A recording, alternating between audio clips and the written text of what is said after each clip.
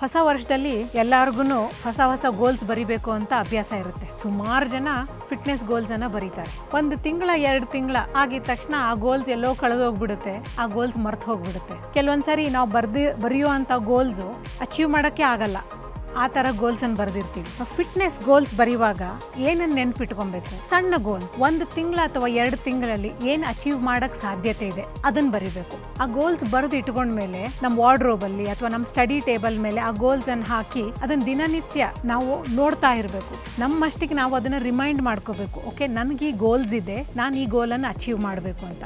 ಒಂದು ಗೋಲ್ ಅಚೀವ್ ಆದ್ಮೇಲೆ ಇನ್ನೊಂದು ಗೋಲ್ ಬರೀರಿ. ಅದೇ ತರ 2-3 ಗೋಲ್ಸ್ ಬರೆದಾದ್ಮೇಲೆ ಒಂದು ಅಚೀವಬಲ್ ಗೋಲ್ಸ್ ಅಂತಂದು ಸ್ಯಾಟಿಸ್ಫ್ಯಾಕ್ಷನ್ ಸಿಗುತ್ತೆ. ಆ ತರ ಸಣ್ಣ ಸಣ್ಣ ಗೋಲ್ಸ್ ಅಚೀವ್ ಮಾಡ್ಕೊಂಡು ಹೋದಾಗ ನಾವು ಒಂದು ದೊಡ್ಡ ಗೋಲ್ ಅನ್ನು ಮುಟ್ಟೋಕೆ ತುಂಬಾ ಸಹಾಯ ಆಗುತ್ತೆ. ಇದು ನಿಮ್ಮ ಹೊಸ ವರ್ಷಕ್ಕೆ ನೀವು ಯಾವ ತರ ರೆಡಿ ಆಗ್ಬೇಕು ಅನ್ನೋದು ನನ್ನ ಕಡೆಯಿಂದ ಒಂದು ಟಿಪ್.